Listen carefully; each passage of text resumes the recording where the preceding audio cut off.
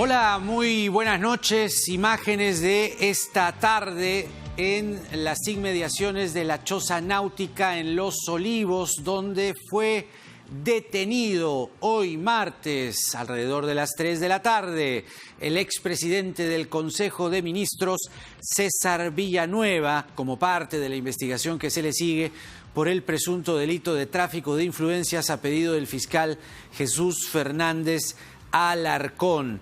En el medio, un montón, pero un arsenal de obstrucción a la justicia de parte del señor ex premier Villanueva, teniendo en cuenta que ha saltado también la participación del fiscal Alberto Rosell Alvarado, que asumió una suerte de, según lo cuenta Ojo Público, y también hemos recogido testimonios, información de fuentes, que asumió la defensa legal fáctica del ex premier César Villanueva a través de su hijo Alberto Rosell Obando para interceder ante el despacho del fiscal Germán Juárez Atoche. Tenían el enemigo dentro, Y según información que hemos podido tener a la vista, información además confirmada al que hemos tenido acceso, el fiscal Germán Juárez Atoche le ha pedido al fiscal Rafael Vela, a través de una carta a las 4 de la tarde, que ponga a disposición al fiscal provincial Alexander Daniel Taboada Guzmán, personal que formaba parte de este despacho, a efectos de evitar la perturbación de los casos que viene investigando esta fiscalía, y pone a disposición del despacho del fiscal Rafael Vela a este fiscal adjunto provincial.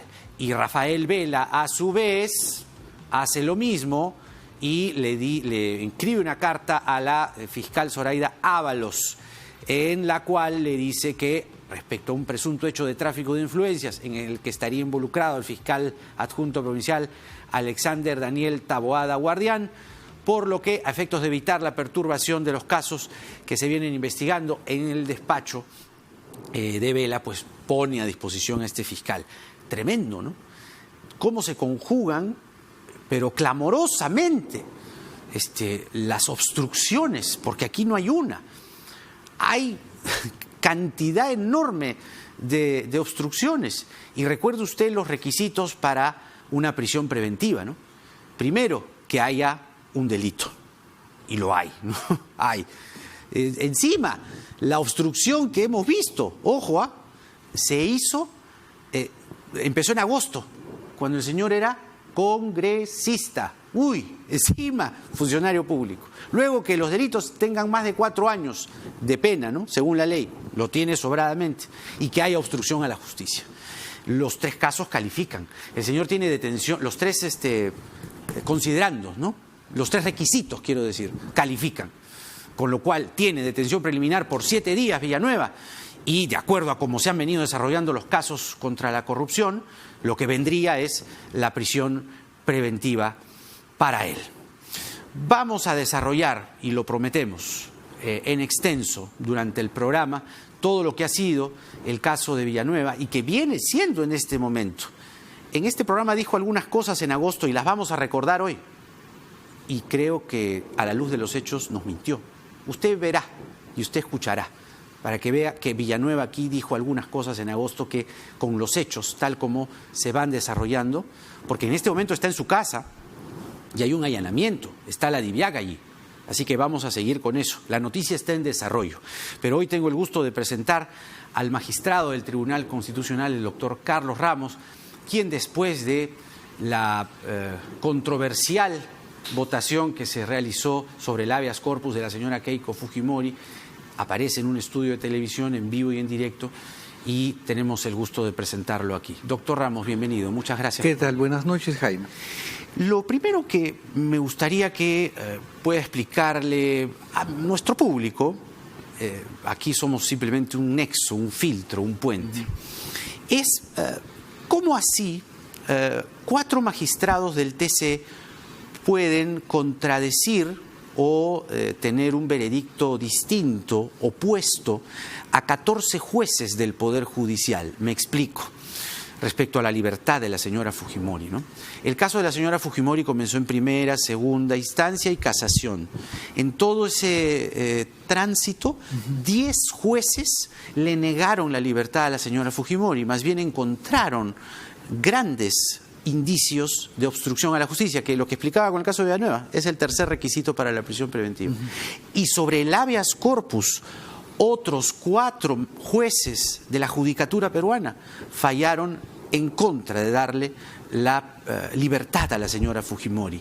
¿Por qué 4 magistrados del TC, incluido usted, tienen más razón que 14 jueces de la justicia peruana?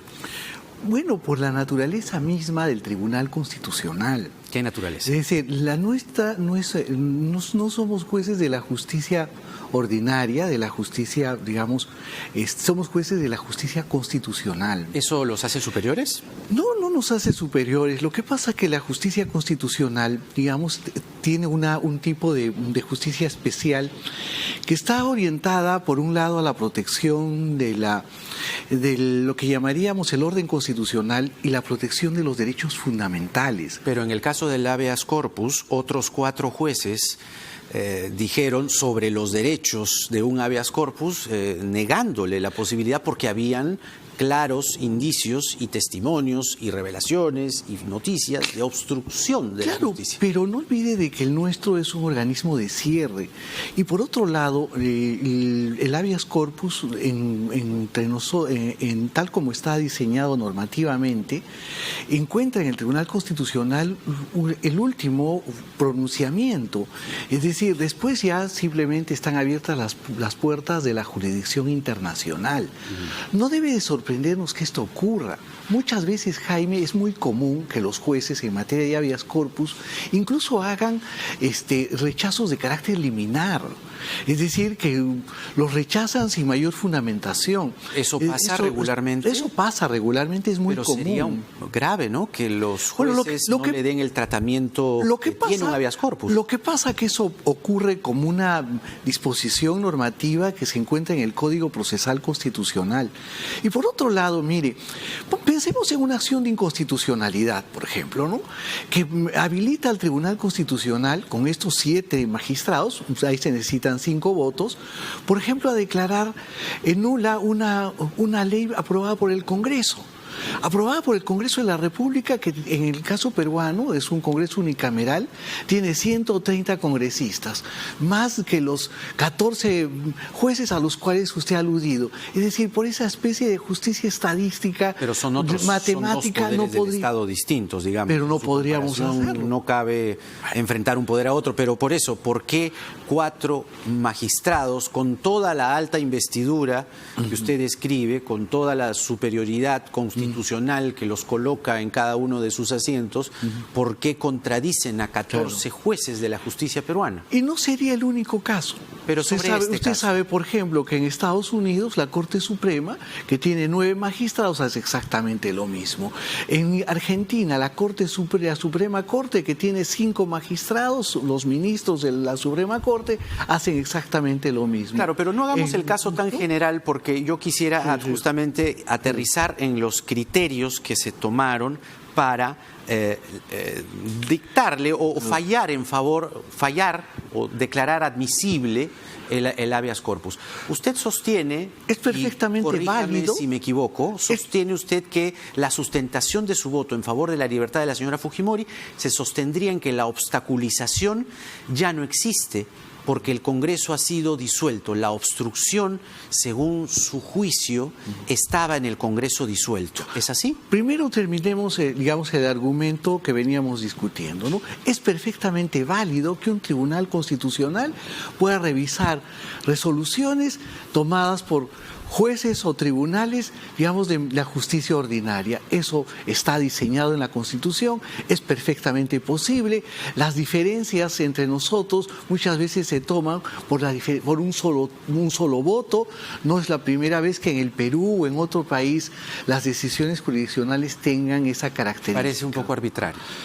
Pareciera, pero es la naturaleza de la justicia. Me refiero por los hechos, más que por los personajes o los magistrados o los jueces. Bueno, muchas veces ¿no? la justicia, sobre todo la justicia constitucional, tiene también un carácter contramayoritario. No olvide, por ejemplo, de que en una serie de casos nosotros hemos resuelto de la misma forma. Ahora, sobre digamos, el criterio de que la obstrucción se diluyó con el Congreso mismo. Bueno, eso, ¿cómo lo cuenta usted? Bueno, yo resumo este asunto, digamos, didácticamente, tal como usted lo ha descrito, pero naturalmente no es solo eso, ¿no? Es decir, yo he coincidido con mis colegas, Sardón de Taboada, Blume Fortini, ponente de la causa, y Ferrero Costa, en este punto respecto de la libertad personal, ¿no? Ellos han declarado fundada la demanda, aún la sentencia no ha sido formalmente, digamos, publicada, ¿no? ¿Jueves? Yo espero que sí, hacia el final de la tarde. En todos casos, si todos los magistrados entregan sus fundamentos de voto, sus votos singulares, tendrá que ser así. Yo ya he entregado mi voto singular el día de hoy, en la tarde, ¿no? Es decir, esperamos que así sea. Pero en cuanto a la obstrucción de la justicia, lo que yo he señalado es de que en el momento, ¿no es cierto?, en que la Fuerza Popular tenía 73 congresistas, tenía el control de numerosas comisiones del Congreso, tenía el control de la mesa directiva, posiblemente tenía además una gran influencia sobre el Poder Judicial, ¿no?, como revela esta investigación sobre los cuellos blancos o sobre el Ministerio Público, ¿no? O sea, usted llega a concluir en eso. Yo creo que había una influencia bastante grande, ¿no? A lo que hay ahora, yo tengo la impresión de que hay elementos como para pensar que esta influencia, no diría que se ha diluido, pero que no tiene la fuerza suficiente como para pensarse en una obstrucción de la justicia.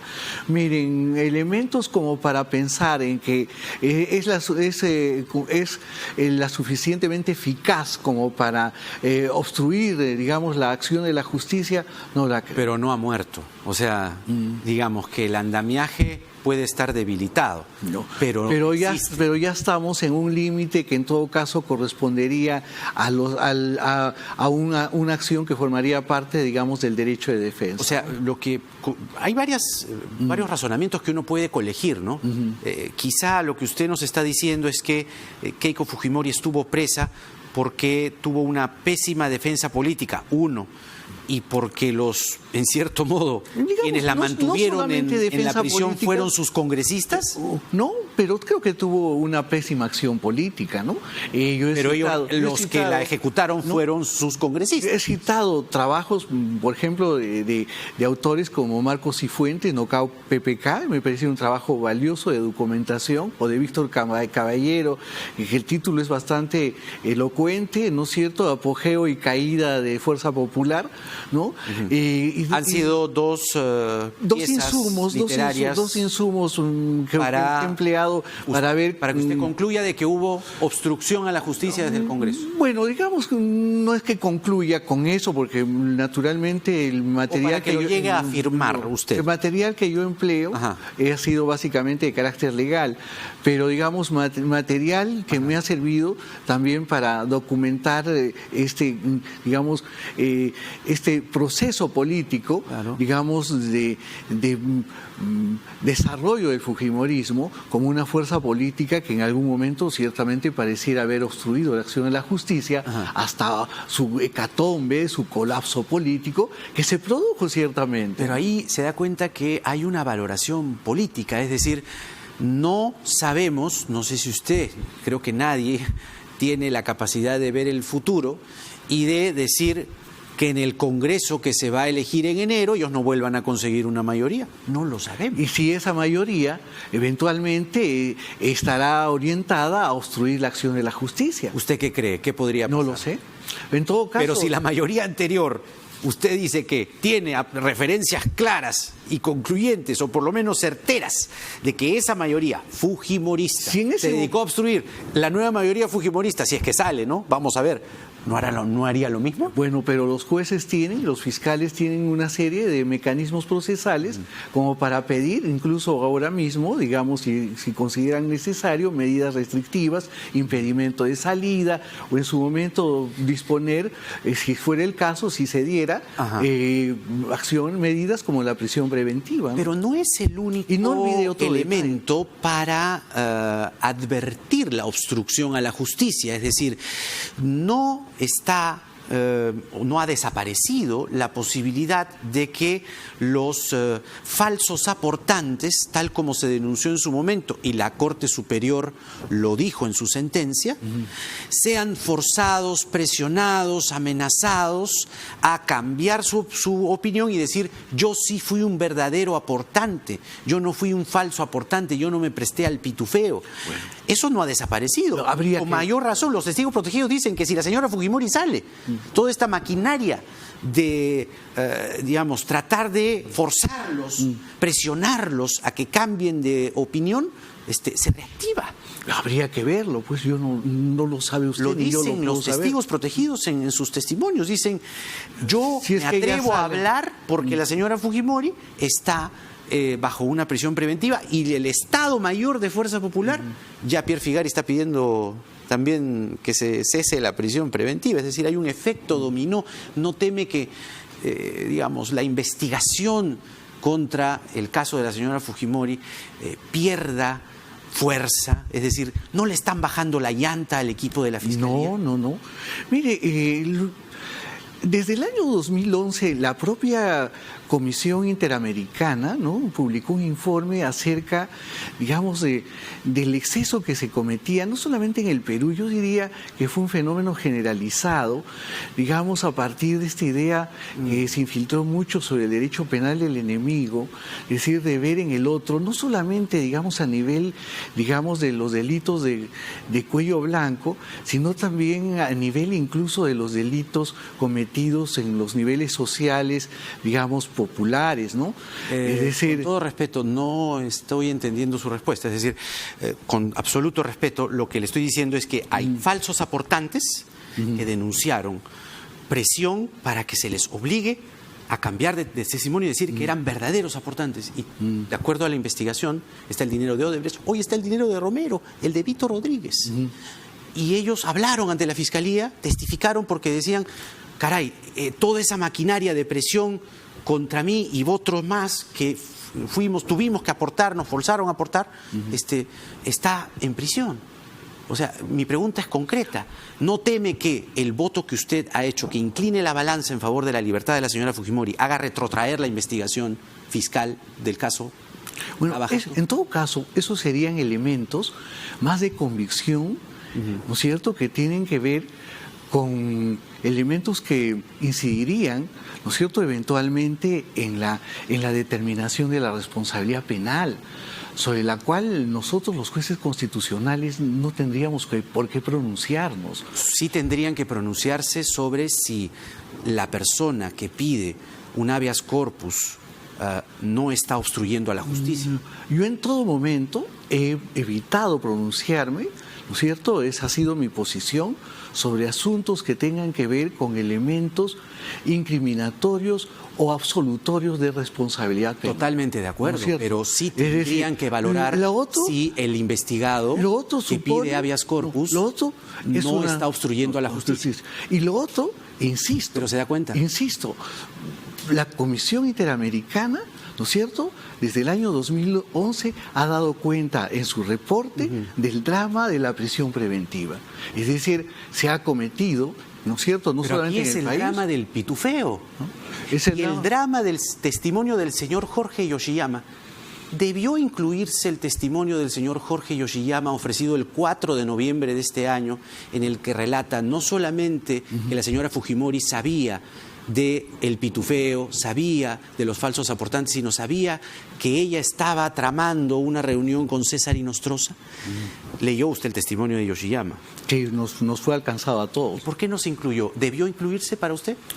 Yo creo que había ahí un problema de carácter técnico. ¿En qué sentido? Porque habría sido romper un elemento, digamos, que se suele respecto del habeas corpus, ¿no? Su oportunidad.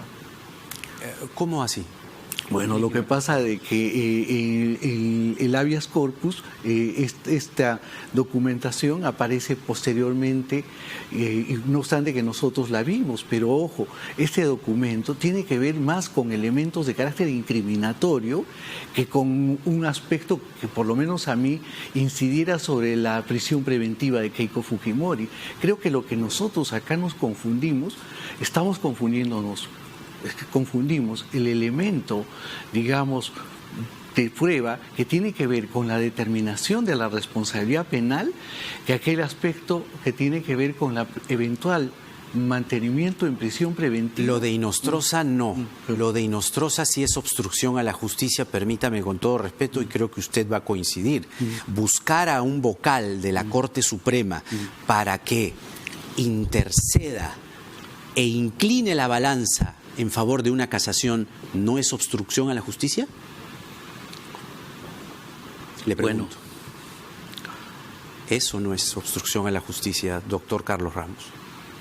Me pregunto yo, si es que en la actualidad hay los suficientes elementos para pensar de que esta ciudadana está en condiciones de obstaculizar a la justicia. Bueno, me imagino de con su bancada, con los cuellos blancos, claro, con Camayo. Claro. Bueno. Toda la red de los cuellos blancos está descrita por Yoshiyama y le dice además, en una conversación que tuve con Keiko Fujimori en su departamento de Surco, le pregunté a ella sobre este tema porque yo ya estaba comprendido en la investigación, dice Jorge Yoshiyama. Ella, Keiko Fujimori, me indica en el mes de mayo del 2018, que ya había entablado contacto con César Inostroza por intermedio del empresario Antonio Camayo. Keiko Fujimori me informó que ya estaban aceptando su casación y que todo iba a salir favorable para ella y que no me preocupara más por el tema, ya que con esa casación harían que se archive el caso utilizando como justificación el excesivo plazo de investigación preliminar. ¿Eso no es obstrucción a la justicia?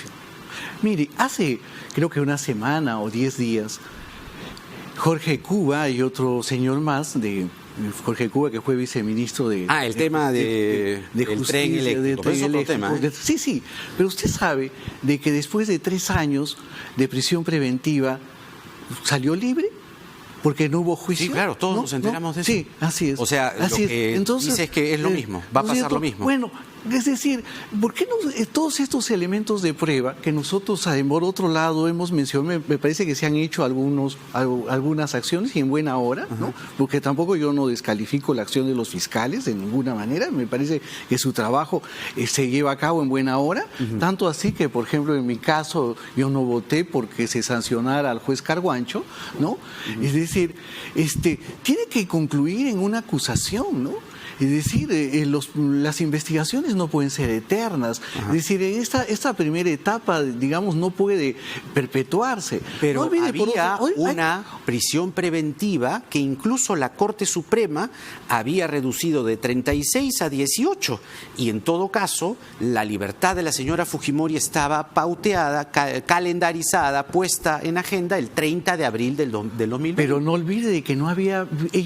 La defensa había pedido un pronunciamiento sobre el habeas corpus, no una reducción. Es decir, la Corte Suprema no se había pronunciado. Pero el habeas corpus tiene que ver, y le pregunto, tiene que ver con que si un investigado vulnera o no la justicia, es decir, si un investigado rompe el principio de obstrucción a la justicia, ¿no está rompiendo uno de los 3 requisitos para la prisión preventiva? Bueno, lo que pasa es que para mí no ha habido obstrucción a la justicia, no hay posibilidad de obstrucción a la justicia ahora, para usted sí, ¿no? No, yo le estoy leyendo los testimonios. El testimonio de Yoshiyama... Pero usted los está valorando. No, los estoy citando. Y sobre la cita hago la pregunta. Y usted no me responde. Es decir, yo le digo... La conversación de Jorge Yoshiyama con Keiko Fujimori, hablando de Inostroza, hablando de los hilos que ella puede mover, ¿no es una obstrucción a la justicia? no es un tema sobre el cual nosotros podamos pronunciarnos como jueces vinculados al tema de la responsabilidad penal. Mire, Es que sí es un tema que han debido valorar, porque usted mismo dice que ha tenido en las manos el testimonio de Jorge Yoshiyama. La pregunta es entonces, ¿por qué no le pidieron al señor Blume, o usted, si le pidió o no al señor Blume, considere esto, valore usted este testimonio, porque aquí hay un peligro de obstrucción a la justicia, que en concordancia con lo que han pedido los fiscales, nosotros estaríamos quebrantando? ¿No hubo ese diálogo con el señor Blume? Bueno, las sesiones han sido extensas, ¿no? ¿No se habló del tema de Yoshiyama? Ninguno de nuestros colegas pidió que las actas, digamos, de Yoshiyama o las declaraciones de los empresarios fueran objeto de debate, ¿no? Es decir, al final lo nuestro no es un tribunal, digamos, un tribunal penal, el nuestro es un tribunal constitucional. Nosotros tenemos que preservar los derechos fundamentales. Pero el tribunal constitucional rompe los 3 principios de la prisión preventiva, es mi pregunta. No, nosotros somos un tribunal constitucional. Es más, creo que usted sabe de que en mi caso, por ejemplo, yo he sido ponente del caso de transfugismo. Sí. Yo voté por el caso del Frontón, estuve a punto de ser destituido por el fujimorismo. Fuimos Ahora, salvados, salvados. ¿Usted ha leído a la señora Fujimori en el pronunciamiento a la comunidad internacional? Ella dice que esto no es justicia, que es persecución y amedrentamiento a los peruanos, y lo dice en una carta dirigida a la comunidad internacional. ¿La señora Fujimori así no cree en la justicia? Tanto no cree en la justicia que no le declara al fiscal José Domingo Pérez. ¿Eso no es obstrucción a la justicia? Y hay una línea en la que dice, acá no se está buscando la verdad ni la justicia, sino imponer por razones estrictamente políticas una condena anticipada. Es lo que ha dicho la señora Fujimori antes de que ustedes se pronuncien. 9 días, 8 días antes de que ustedes se pronuncien. No hubo una valoración respecto a esa declaración de la señora Fujimori. Eso ya significa una opinión suya, ¿no? Sobre la cual yo ya no podría emitir un... Con todo respeto, doctor Ramos, he leído el extracto de su carta dirigida a la comunidad internacional de la señora Fujimori, que dice que esto no es justicia, es persecución y amedrentamiento a los peruanos. Cierro comillas. Vuelvo a abrir comillas. Dijo la señora Fujimori, acá no se está buscando la verdad ni la justicia, sino imponer por razones estrictamente políticas una condena anticipada. Cierro comillas. Y ahí pregunto yo, ¿esto no se valoró en el Tribunal Constitucional? Mire usted, creo que esa afirmación ha terminado siendo desmentida, ¿no? Nosotros hemos dictado una resolución con arreglo a derecho, no obstante, digamos, las enormes críticas que se han podido recibir, ¿no es cierto? Creo que en todo caso esas afirmaciones no se compatibilizan con lo que finalmente se resolvió. Algunos le reclaman por qué cambió de bloque en el Tribunal Constitucional. ¿Por qué se mostró primero, por lo menos esas eran las señas que se tenían, ¿no?, en contra del habeas corpus, y luego cambió a favor del habeas corpus? ¿Por qué cambió usted de opinión? Nunca me mostré favorable en contra del habeas corpus. Nunca. Pero tampoco a favor. Nunca. Lo que pasa es que bastaba que leyeran en realidad mi voto en el caso Humala Heredia, que está, digamos, orientado en un principio pro persona, como para que pudiera ser predecible cuál iba a ser mi actuación, ¿no? Es decir, he sido congruente con mi punto de vista, ¿no? Es decir, en ningún momento yo he manifestado de que iba a votar en contra, ¿no? No sé, ese es un asunto que jamás sostuve, ¿no? Ajá. Es decir, simplemente pude en todo caso haber guardado mi punto de vista, ¿no? Pero en realidad no pensaba yo en absoluto romper mis convicciones, ¿no? De buena fuente lo que se pudo trascender, ¿no?, del Tribunal Constitucional, es que lo que se decía ahí dentro es que Ramos ha cambiado de opinión. No. Ramos se ha volteado. No, mire, eso de que éramos la cuatrinca, de que votábamos de manera, digamos, compacta, no es cierto, ¿no? Es decir, por ejemplo, en materia tributaria, más de una vez yo me he distanciado digamos, de mi colega Ledesma, ¿no? O de mi propio colega Eloy Espinosa Saldaña. Es decir, yo diría de que en materia ideológica yo me considero una persona de centro, ¿no? Ahora, es decir, somos quien entienda de estos asuntos sabe de que he mantenido criterios de independencia, no más allá, digamos, del respeto personal que tengan mis colegas, ¿no?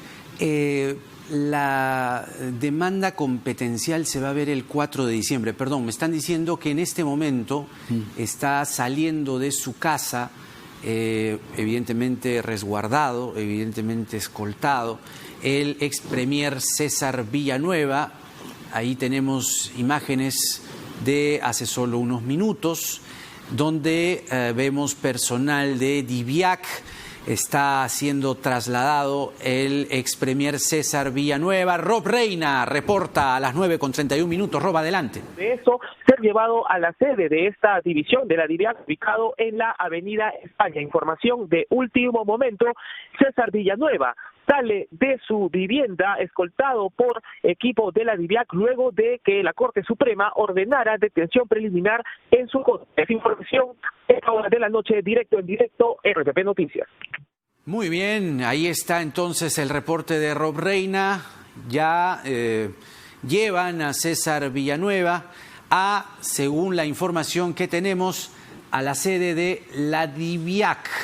Allí tiene que hacerse además luego, ahí se toman las generales de ley, y luego tiene que ir a una audiencia en la que finalmente la justicia tiene que dictaminar o validar estos 7 días de detención preliminar, ojo, y luego vendría una prisión preventiva. Eso habría que ver en el camino, ¿no?, los hechos, pero por lo menos hasta ahorita, haber, digamos, penetrado el equipo especial del caso Lavajato, haber penetrado a través de un fiscal, ya eso parece, ¿no?, sin ánimo de ponerlo en compromiso, doctor Ramos, pero parece obstrucción, ¿no? ¿O no? Bueno, si usted que es especialista en prisión preventiva. Yo no soy especialista. Usted es especialista en habeas corpus. Bueno, sí. A esas alturas, sí, naturalmente. Sí. Lo que hay que especializarse es en obstrucción a la justicia. Que eso parece que no lo están viendo mucho. Pero a ver, dejemos el tema de Keiko Fujimori. Y quiero preguntarle con usted 2 cosas. Las del estribo. Ya viene Luciano López, para hablar a profundidad. Él sí es un especialista en prisión preventiva, y nos va a dar luces sobre el caso Villanueva. La demanda competencial está en agenda para el 4 de diciembre. La audiencia. Claro, ¿cuáles son los caminos allí? Porque, ojo, el magistrado Sardón, en una entrevista a El Comercio, ya lo dijo todo. Ustedes que suelen ser más bien cuidadosos, ¿no?, cautelosos, no, sobre eso no opino, por eso le pregunto antes, ¿no?, ¿opina o no opina? ¿No? No queremos poner, digamos, en cuestión su trabajo, pero el señor Sardón ya dijo, esto no sirve para ahora nada, esto es de aquí en adelante y será en julio. ¿Es así? ¿Es tal como lo dijo el magistrado Sardón? Lo que pasa que el magistrado, mi colega José Luis Sardón, se basó en las estadísticas de los procesos competenciales, ¿no? Y lo que él hizo fue pedir a la Oficina de Estadística del Tribunal Constitucional en cuánto tiempo se resolvían las contiendas de competencia, y observó de que demoraban 6 meses. Entonces, sobre esa base, pero ¿qué ocurre? Que la verdad que el Poder Ejecutivo tenía hasta el 17 de diciembre para contestar la demanda, lo ha hecho antes, entonces hemos tenido la posibilidad de fijar una audiencia antes, ¿no? Claro. Entonces, el Ejecutivo ya presentó la contestación, escrito, ¿no? La contestación. Sí, exacto. Y ahí, digamos, ustedes primero deliberan. Bueno, no, una vez que se ha contestado la demanda, simplemente notificamos a la Comisión Permanente del Congreso, ¿no?, y fijamos fecha de audiencia. En la sesión del día lunes, ¿no?, donde también se produjo la votación, ¿no?, se determinó que fuera el miércoles, me parece el miércoles 4 de diciembre, ¿no? Ahora, ¿cuál es el siguiente procedimiento? El Tribunal Constitucional entra en receso el día 13 el viernes 13 de diciembre, ¿no? Ya. ¿Y el 13 de diciembre qué tendría que pasar? Bueno, yo siendo el ponente lo que voy a hacer es avanzar, ¿no? El proyecto de sentencia, ¿no? En coordinación con la Comisión de Asuntos Constitucionales, ¿no? ¿Variaría en algo el calendario electoral? Eso ya está completamente descartado, ¿no? No, definitivamente no, eso no va a variar, se queda como está, ¿no? Lo que buscaríamos es tratar de tener la sentencia, algo que esperemos sea posible antes de las elecciones, ¿no? Antes de las elecciones. Antes de las elecciones. Allí tendrían un veredicto. Esperamos, ¿no? No es que pueda garantizarlo, porque al final no soy el único que va. Usted es el ponente. Pues, sí, pero no sé, pero no es posible. Claro. Ahora, ¿cómo están allí dentro las pugnas o los votos, ¿no? Respecto al nuevo presidente del Tribunal Constitucional? Bueno, las se va a ver el 2, ¿no? Las elecciones son el lunes a las 10 de la mañana, ¿no? Veremos qué es lo que ocurre. ¿Quiénes son los candidatos? Bueno, a la fecha son 2 los aspirantes, digamos, de un lado el doctor Augusto Ferrero Costa, de otro lado Eloy Espinosa Saldaña. Ajá. ¿Y votan entre los 7? Sí. Y eso, digamos, hace que uno suba y el señor Blume ocupe su asiento, digamos, como magistrado. Como magistrado, claro. Hay un enroque, digamos. Bueno, así es, continúa en funciones hasta fines de año, ¿no es cierto? Es decir, hace su despacho jurisdiccional, administrativo, ¿no? Y el próximo año, con el inicio del año constitucional, ¿no? Empieza a ejercer el magistrado que ha sido elegido presidente, quien ha sido elegido vicepresidente y director del Centro de Estudios Constitucionales. No le voy a pedir que usted me revele su voto, pero supongo que ya lo tiene. Bueno, sí. Vamos a ver. Algunos dicen que usted es el magistrado de las sorpresas. Y vamos a ver qué es lo que pasa el 2 de diciembre. Ha sido un gusto conversar con usted. Del mismo modo, Jaime. Gracias. El magistrado del Tribunal Constitucional, Carlos Ramos, en una extensa, prolija y muy detallada entrevista, ha traído además algunas publicaciones que evidentemente le estamos agradecidos. El trabajo de la doctora Marianela Ledesma, Justicia y Educación. Mire usted. Sí. Y ese trabajo mío, ¿no? Más bien independiente, historia del derecho con Marianela Ledesma para que venga, pues no ha venido hasta ahora. Bueno, así es. A ver si usted le pasa la voz. Acá está Justicia y Educación, Saberes y Prácticas Inclusivas en América y Europa. Doctora Ledesma, la esperamos y comentamos un poco su libro también. Y la historia del derecho peruano de doctor Carlos Ramos Núñez, quien ha estado con nosotros. Muchas gracias por los libros, muchas gracias por la entrevista. Vamos rápidamente a la pausa en el programa y regresamos un ratito, doctor Ramos. Nos vamos al corte ahorita. Y regresamos con Luciano López, abogado constitucionalista. Vamos a meternos, y penalista también, ¿no? Ejerce también el derecho penal. Luciano López conoce el derecho de pe a pa. Vamos a hablar del caso Villanueva, porque nada está dicho.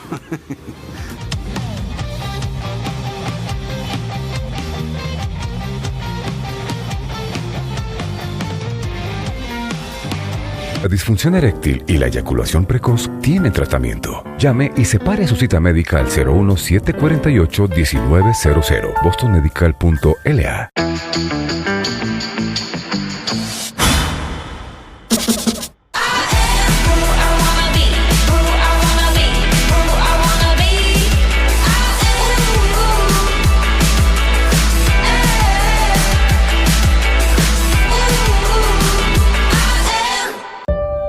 Para ser innovador hay que aprender de los que no son como tú, de los que no piensan como tú, de los que no aman como tú.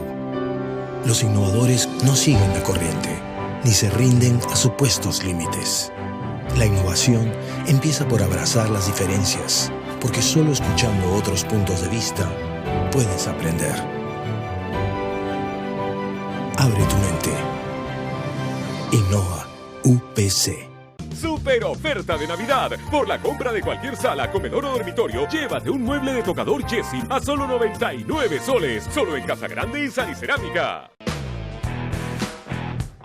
Los calamares ya lo saben. Andrés Calamaro regresa con su banda completa para presentar Cargar la Suerte. Disfruta del nuevo material y los grandes clásicos que forman parte de la banda sonora de tantas generaciones. Preventa exclusiva del 30% de descuento con tarjetas Interbank desde el 28 de noviembre hasta el 2 de diciembre. Andrés Calamaro en Lima, este 29 de marzo, Plaza Arena. Melissa García, gerente de Asuntos Corporativos y Responsabilidad Social de Pacífico Seguros. ¿Por qué no atacar el mal que da pie a muchos otros males? Y así fue que nos comprometimos a trabajar en anemia con el programa Tan Fuertes como el Hierro. Esta fue una de las voces del primer foro de desarrollo infantil temprano.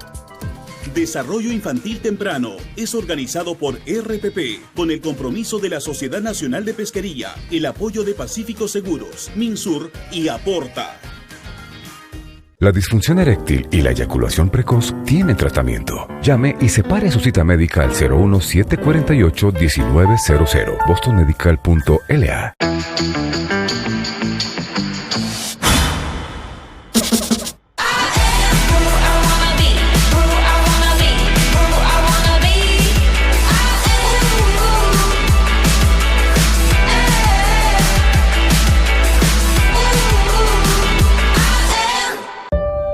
Para ser innovador hay que aprender de los que no son como tú, de los que no piensan como tú, de los que no aman como tú.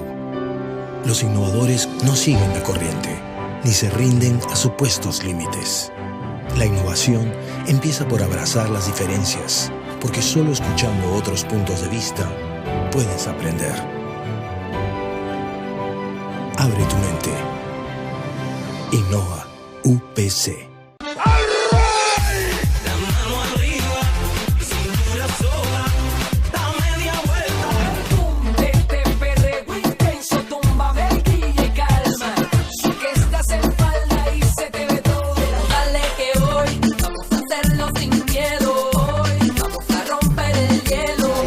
Después del party, Cristina, me llama.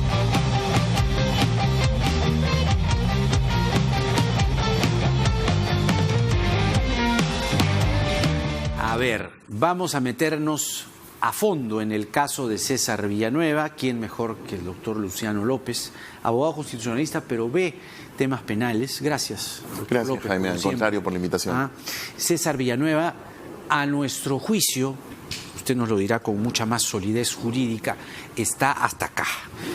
Porque primero, se ha podido conocer que ha penetrado el equipo especial del caso Lavajato a través de un fiscal, y el fiscal con el hijo, y había una defensa fáctica, porque además DIVIAC se ha encargado de interceptar legalmente llamadas para entender toda esta trama tremenda, ¿no? El señor Villanueva estuvo aquí en agosto. Nos dio una entrevista en agosto. Sí, recuerdo. Tenemos el byte de César Villanueva del mes de agosto. ¿Lo tenemos? Sí lo tenemos, ¿no? Vamos a escuchar a César Villanueva a ver cuán preso es hoy, noviembre, eso fue agosto, de sus palabras. Puede estar en la caja que señalan, en la caja 2, puede decirse lo que se quiera decir. Lo que tiene que demostrarme, porque también ha dicho que a mí me han entregado dinero en efectivo. Sí, los $60,000 son en efectivo. Yo no tengo una cuenta fuera, tengo una cuenta en la que todos los ingresos se pueden auscultar porque es solamente mi salario. De gobierno regional, de ministro o de congresista. Así que eso... Permítame la suspicacia, pero sí, si hubiese sido el pago en efectivo de corroborarse lo que sostiene Barata, más bien al ser cash, ¿para qué lo va a bancarizar? Digo yo. Por eso, pero no, lo que quiero no había es, forma de auscultarlo. Pero se puede ver las distintas formas, pero lo que sí puedo señalar es que tú pagas a alguien para recibir un favor, un privilegio. Y eso, si uno examina el proyecto desde el inicio, ¿no? Cómo se ha asignado ese proyecto hasta el final, de cómo se ha liquidado y cuál ha sido el resultado final. Ajá. Entonces, no va a encontrar un solo privilegio a Odebrecht, sino al contrario.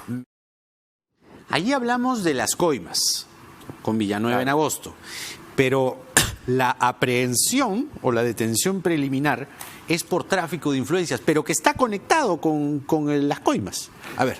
Claro, a ver, para decirlo claramente y que la ciudadanía lo pueda entender. Lo que lo están acusando al señor Villanueva hoy es de haber tratado de contactar a unos fiscales que no son de este equipo especial, porque son los fiscales del Cono Norte, claro. ¿Correcto? Que uno de ellos señala tener amistad con un fiscal adjunto del equipo especial Lavajato, que trabaja con el fiscal Juárez Atoche. Exactamente. Para que le puedan, entre comillas, solucionar este problema de la entrevista que has mostrado hace unos momentos. ¿Que tiene un efecto rebote? Sí, claro, tiene un efecto rebote, pero eso creo que no hay que perderlo de vista porque eso significa que esto es un delito autónomo a estos problemas que tienen que ver con la presunta coima de esa obra de cuando él era presidente regional de San Martín. A ver, para identificar a los personajes, porque esta es una historia muy buena, digamos, desde el punto de vista de cuán reveladora, mejor dicho, puede ser esta historia. Ronald Chafloque Chávez era el fiscal adjunto provincial, provisional, transitorio del pool de fiscales de Lima Norte. Ahí va Villanueva.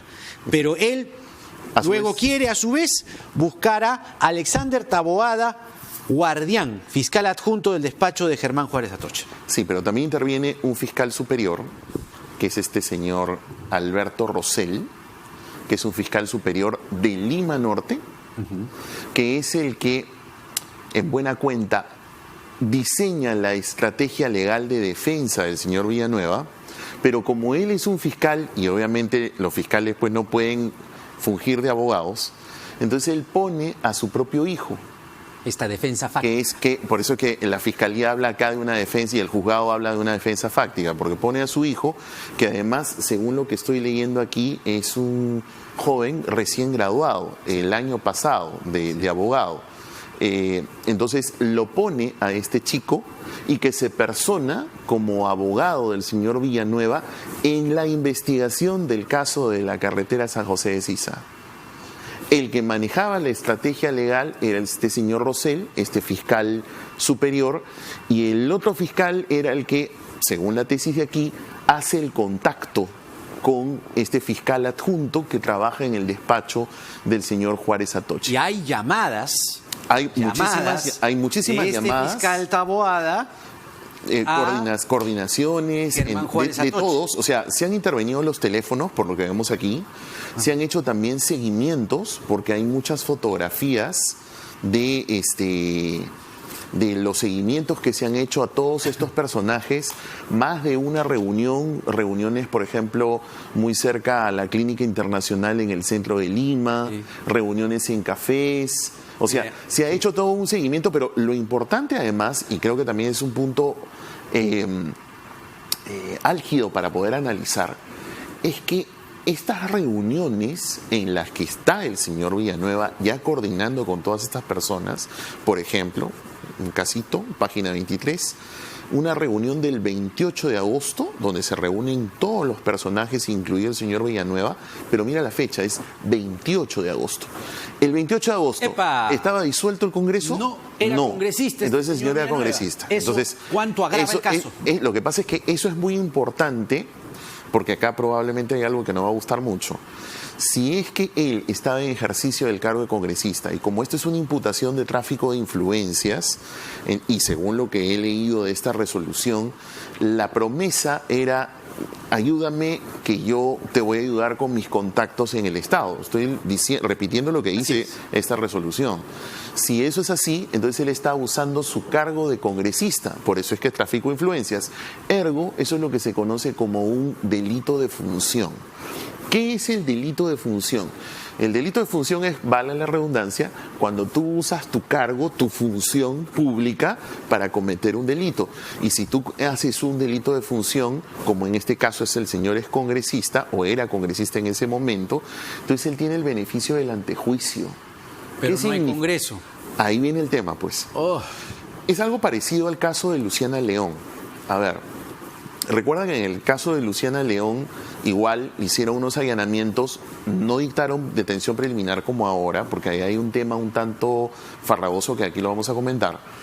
Y ella, como se recuerda, ella apeló en su momento esa orden de allanamiento, porque decía, oye, yo soy congresista, yo tengo el beneficio del antejuicio, a mí no me puedes tocar.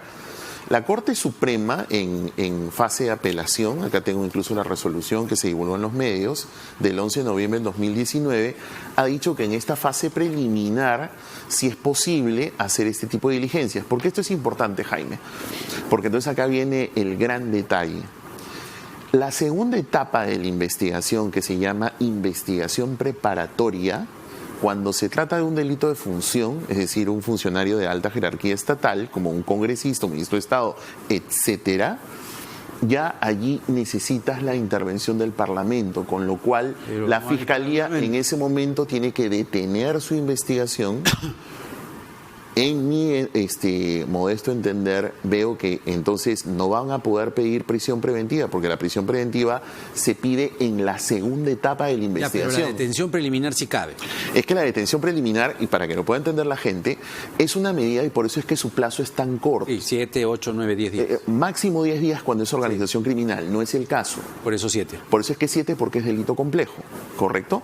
Pero al cabo de los 7 días, si es que el señor no tuviese este fuero, esta protección del antejuicio, entonces él inmediatamente terminaría la investigación preliminar, le pedirían prisión preventiva y empezaría la segunda etapa. Pero como el señor tiene fuero, en ese momento la Fiscalía de la Nación, que es la que tiene que hacer esta investigación, que es la que entiendo está investigando, va a tener que presentar denuncia constitucional. Lo mismo que en el caso de Luciana León. No hay Congreso. No hay Congreso, pues se va a tener que esperar hasta marzo. O sea que en nuestra cara pelada, el señor Villanueva va a salir de la detención ¿qué es lo máximo que se va a poder pedir?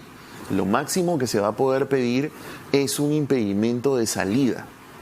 Porque claro, la Fiscalía no va a tener otra herramienta, no es que él tiene beneficio del antejuicio. Y pese a que la resolución, ahora, ¿estás seguro que es delito de función? Mira, por las fechas lo saco.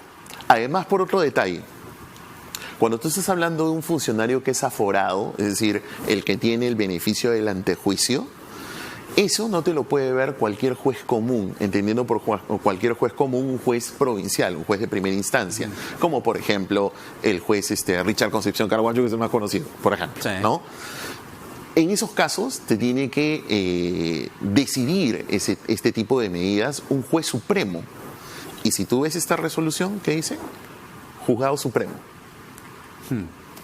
Y si además cruzas las fechas, como estamos viendo, son de agosto, entonces, claro, indudablemente, en el caso del señor Villanueva, él tiene ese beneficio del antejuicio. Ahora, pero es gravísimo, es decir, ni siquiera se le puede dictar un mandato, no sé, de arresto domiciliario porque es peligroso su actuar. Mira, una llamada. Para ir a las llamadas. Una llamada realizada por Rosel Alvarado, un hombre identificado como Carlos, le pide apoyar con todo a Villanueva, con quien dice haberse reunido. También agrega respecto a su defensa, yo voy a batutear eso, lo que te decía, pero mi hijo, un jovencito, que es el que le pone abogado, pues, que es el que va a sacar el pecho, lo dice aquí. Luego Rosel le anuncia a Carlos, le voy a decir a mi hijo que te mande las interrogantes. Terrible. Además, qué manera de usar a los hijos.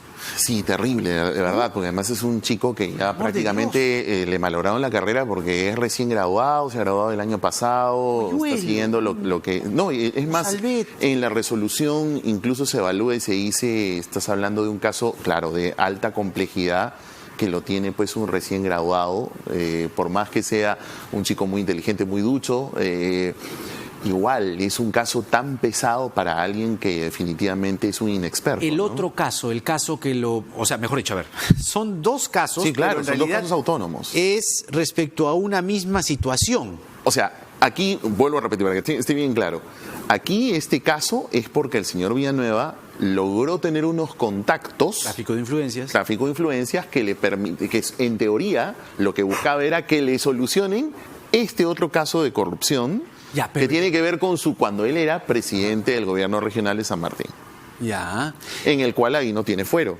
Ajá. Claro, pues porque no era congresista, los presidentes regionales no tienen ese beneficio. Ya, pero ¿y el caso de corrupción de funcionarios? Ese pues. Ya, pero podría tener algún tipo de, no sé, aligeramiento. Bueno, definitivamente se ha querido solucionar este tema, es porque definitivamente pues la fiscalía iba a tener que... no podría... No, claro, la fiscalía ahí lo que va a decir es... Pedir, mejor dicho. Claro, va a tener que pedir una serie de elementos porque... Pero rápido, tiene 7 días. Indudablemente, me da la impresión sobre todo por el hecho de que al fiscal adjunto provincial del despacho del doctor Juárez lo han puesto a disposición de personal, da la impresión de que en el fondo fue un agente encubierto, al menos me da la impresión, ¿no? Porque de lo contrario hubiera tenido una participación delictiva en este asunto y no tiene esa participación. Está en el teléfono, o al menos no está acá. Está en el teléfono de la ex procuradora Catherine Ampuero.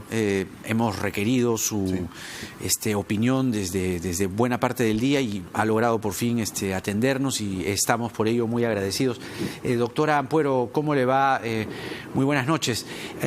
¿Cómo ve usted el caso? Acá estamos justamente analizando con el doctor López que hay muchas complejidades alrededor de que sobre el tráfico de influencias que se ha detectado y se ha puesto en evidencia y ha salido a la luz, puedan haber avances concretos por el antejuicio que tiene el señor Villanueva. ¿Cuál es su opinión?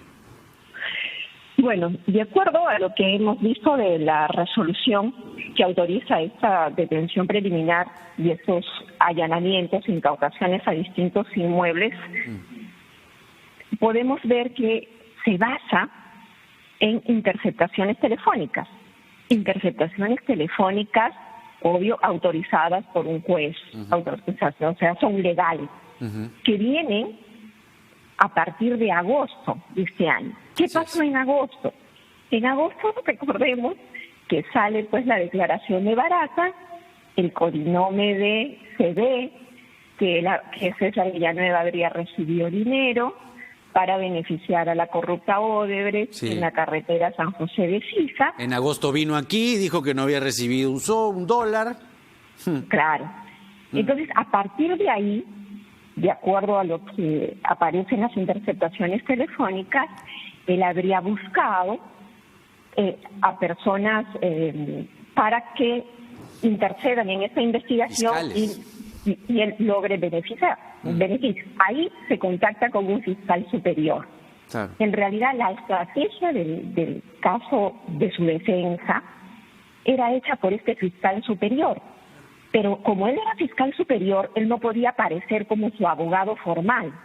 Ahí aparece el hijo del fiscal superior, que es abogado, y formalmente él es el que se apersona a la investigación.